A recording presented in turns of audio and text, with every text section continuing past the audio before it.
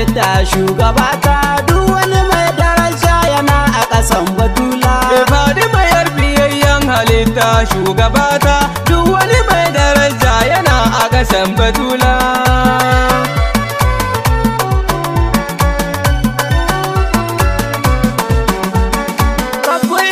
Khaliqal kulla ubangijina, kai kai ardo kai samai kai ya dare da rana, kai ka halicci malakai da rauhanai gwanina, kai ka halicci ɗahamin nuri ka kalikina, ka aiko shi ya zamo rahamar alamina, dan darajarsa Allah ka yahe zunubaina, bani basira in yi bege a gurin batula. Fadimayar biyayyen halitta shugabata, duk wani mai daraja yana a ƙasan batula.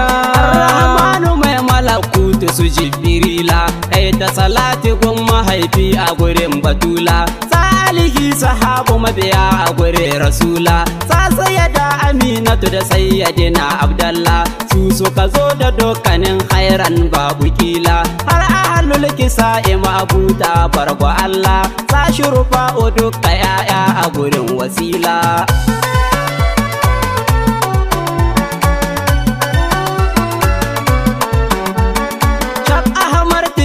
Jika a gurin azima, Abdul Qadiri Sharifi dan ma'asuma, dan bodiyo na ji begen da yawa karima, Shakbar Hama na ji hidimar da ya mata shima, Maulana Ibra har da Nura ina jinjina ma, mai ababu sidi na zo a gidanka nema, yarda ka bani sirrin yabo a gurin batula. Fadimayar biyayyen halitta shugabata, duk wani mai daraja yana a ƙasan batula. Salamu alaiki shugabar nisa'il alamina, har da rijalukin wuce su duka yar nabina, matar ali ya ummul hasanaina, ba masoyin ku sai wanda ke son annabina, ba makiyin annabi sai wanda yake kunana, ƙaunar zara ta wuce sunna yan uwana, fada minni da hayyace mata babu kila.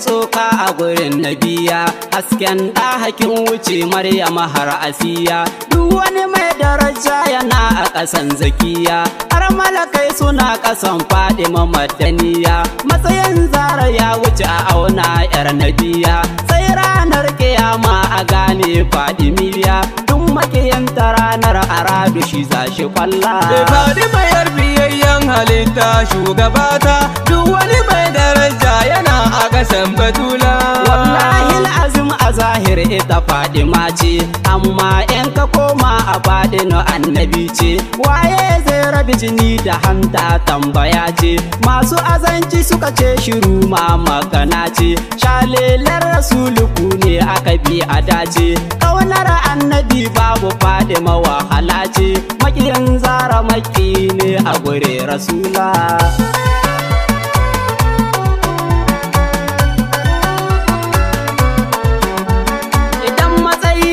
Magana ita aliya ce, in nasaba kake magana yar annabi ce, ƙaunar ummagun halitta wata ni'ima ce, wadda ilahu ya muna kar mu saki mu mance, idan ka zamo masoyin ta karo ga kayi dace, sakamakon makiyin ta gurrabula ana ce, alun naru ne ku yayo azumi da sallah. Fadimayar biyayyen halitta shugabata, duk wani mai daraja yana a ƙasan batula. Idan ta taho a nesa sai ka zace annabi ce, sai ta ƙara so ka gane ai Fadima ce, duniya har kiyama batula shugaba ce, Karima yar Karimu ummu Shurfa uge ce, azima ce a gundar rajoji ta yi zarce, kai bari dan uwa na batula kamila ce, idan kyau ne ake magana ba kamar batula.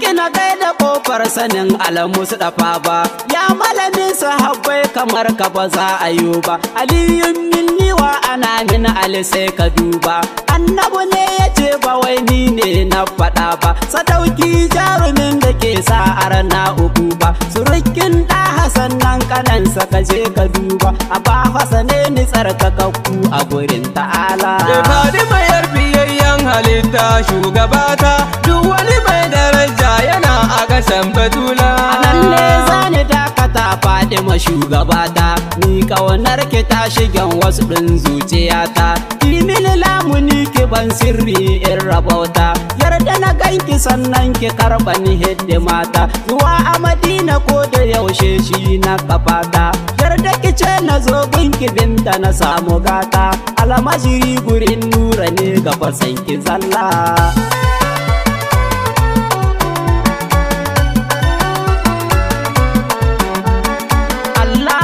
Salli ala ga aba azima, kasa aliki sahabbai da dushurufa usuma, asaji ya litijani dan fodiya yayi fama, shakbar hama gunya banda hawa za ya cimma, sakon gaisuwa sharif nura ya ce na kaima, imamul ahbabu muna da jinjina ma, kullum da awar da kake a zo a rike rasula. Fadima yar biyayyen halitta shugabata, duk wani mai daraja yana a kasan batula. Ilahu ka gafarta wa arzika baba a gona, Allah ka ji kansa da rahama ya khalikina, a ranar juma'a yayi wafati kuma da rana, shi ne ya rike ni tun ina yaro kankanina, saban ta'aziyya zan yo ga dukkan yan uwana, ina ta'aziyya gunki saya mama a gona, mu yo haƙuri mu mai du'a'i in mun yi sallah.